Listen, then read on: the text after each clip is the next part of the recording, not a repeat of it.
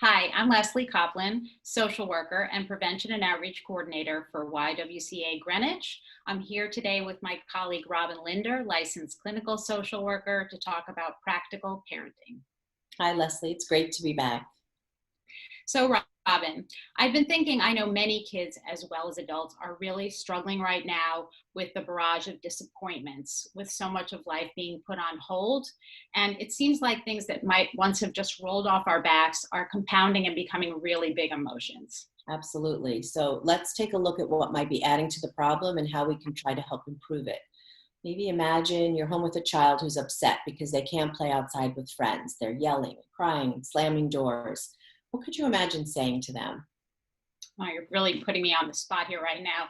How about calm down, or come on, it's not that bad. At least you have all those toys to play with in our basement, or my classic go to, many people have it much worse than you right now. Right. And these statements I know are well meaning, but the problem is when someone's feeling a big emotion, those statements are actually invalidating. And I know you, and I know your intentions would totally be good, but it's kind of like putting a log on a fire. So, what usually happens next when kids or any of us feel invalidated is we up the ante. Our brains are saying, "You're not hearing me." So, we yell a little louder. And now instead of just saying, "I hate being cooped up like this," it becomes, "This is the worst family ever. I hate being home with you." Oh, and that would really set me off. So even if my initial goal was to be validating, at this point, I'm annoyed or maybe even getting angry myself. And I'm not so in the mood to be validating right now. And as the argument escalates, it becomes harder and harder to validate them.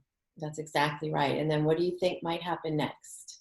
Oh, well, to be honest, I might say something like, "Hey, don't talk to me like that.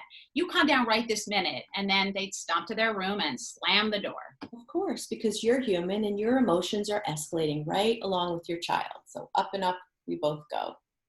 And I mean, it's not okay to say hurtful things like that to people and slam the door so hard that the paint chips. Am I right?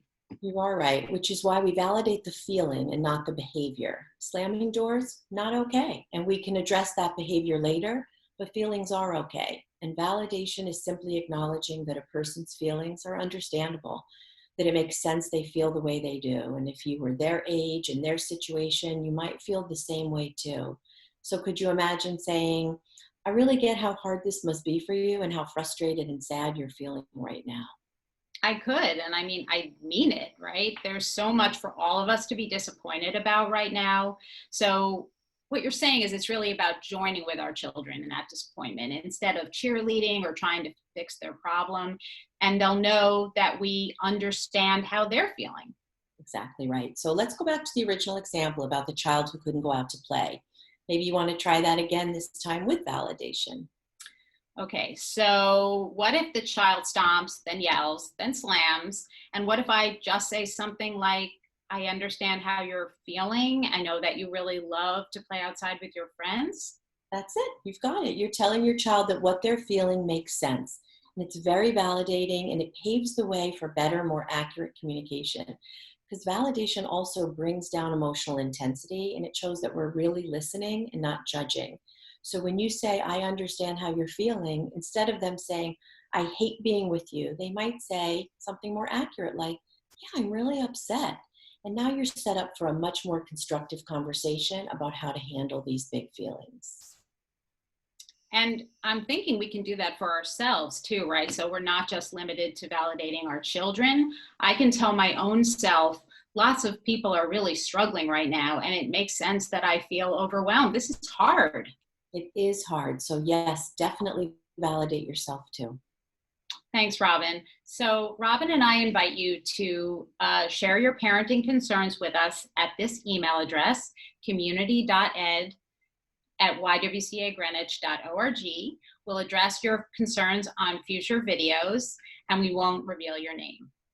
Until then, be safe, stay well, and thanks for watching.